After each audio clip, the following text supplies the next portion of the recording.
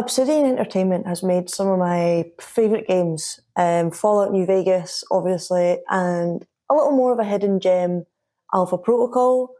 I recently played through The Outer Worlds, and then I've also started playing Grounded, totally oblivious to the fact that they are both Oblivion Entertainment games.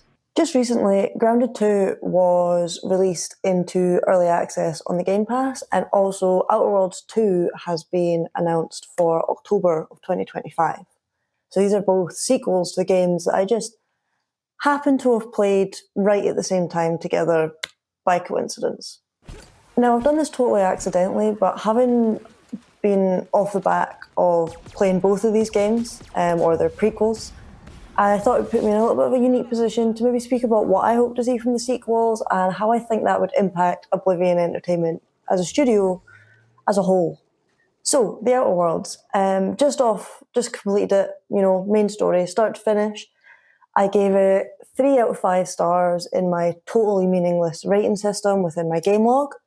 I gave it a 3 though, because although I enjoyed the game all the way through, and there was nothing particularly bad about it, there was also nothing particularly good. Nothing stood out as being like, wow, I've never seen that being done that way or been done so well before. All of the kind of meh mechanics had so much potential though. For example, the relationships with the crew, there was like little snippets of conversation here and there, and you could kind of speak to them as you went out, and that was really nice.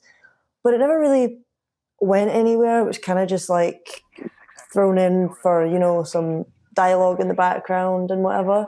So I would have really liked to seen that go further, like the relationships between different characters in the ship affect each other. Even your relationships with the different factions is the same kind of thing. I had good standing with most of them, bad standing with a couple, but I didn't really notice it impact my game apart from a vendor is a bit cheaper here and a bit more expensive there. I would have really liked to see that all come together and characters and factions interact with each other. There was a little bit of that when, for example, you took Nyoka to a couple places and they'd recognise her and she'd have a little back and forth and chat, and that was really nice and cool, and it made the world feel, like these people actually live here and they know these people, not just because I've showed up, they know them outside of me. But it would have been nice to see that just go a little bit further.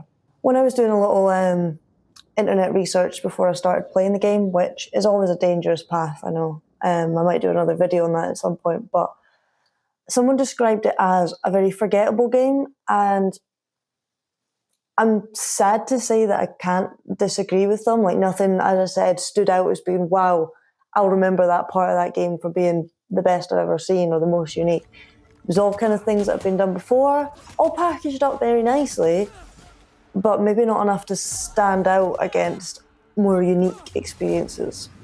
Honestly, I believe that if they took these kind of meh mechanics and just really developed them, put some more time into them, expanded them, like I said, made them more in-depth, more impactful, that would easily add another star in my meaningless rating system to this game, in my opinion. They don't even really need to add anything else, they just need to really refine and expand upon what they've got, because I think it's a great formula. It's an RPG first-person shooter with melee combat and turn-based, well, not turn-based, but VATs.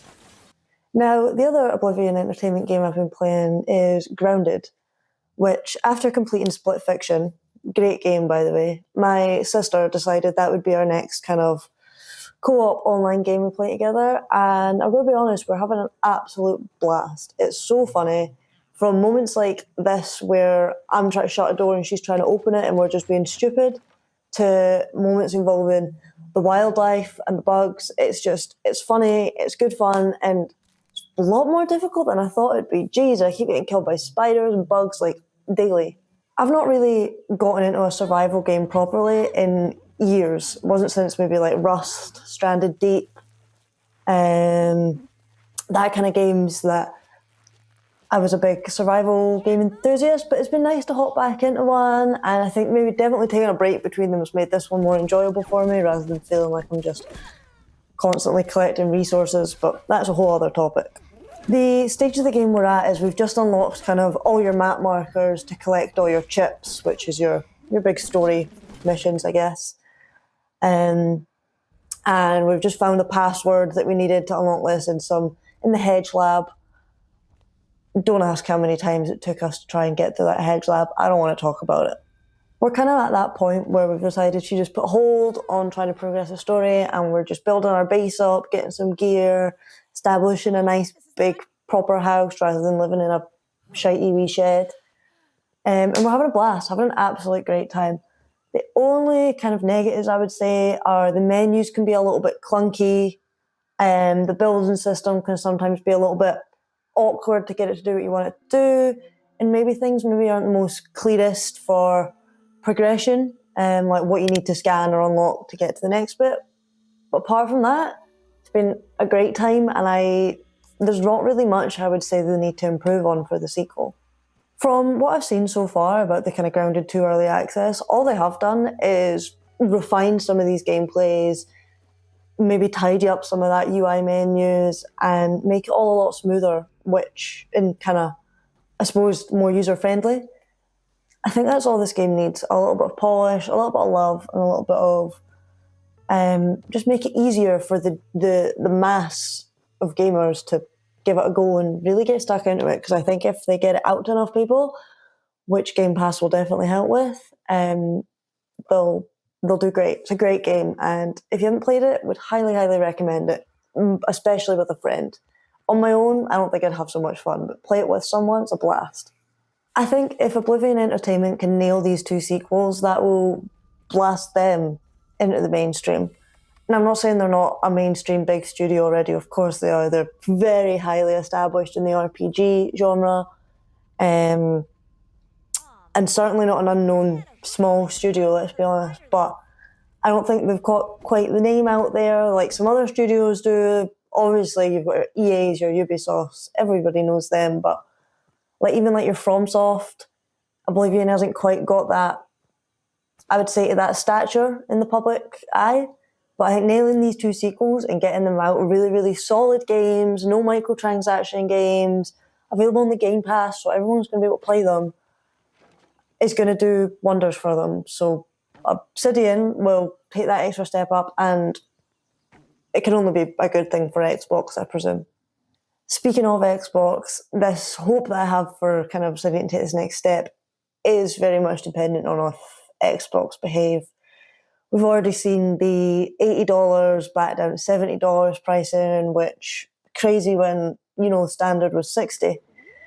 However, we will just hope for the best and see how these games turn out. So I'll be keeping my eye on these 2 sequels pretty closely. I might not play them as soon as they come out, because that's not really my jam. I'm very much of a patient gamer. But I'll be keeping a close eye, and it'll be really interesting to see how they go. I think I'm specifically interested because, like I said, I'm a very patient gamer. By the time I play a game, the sequel's usually already out. So the fact that I'm playing things and then the sequel's just coming out, really interesting.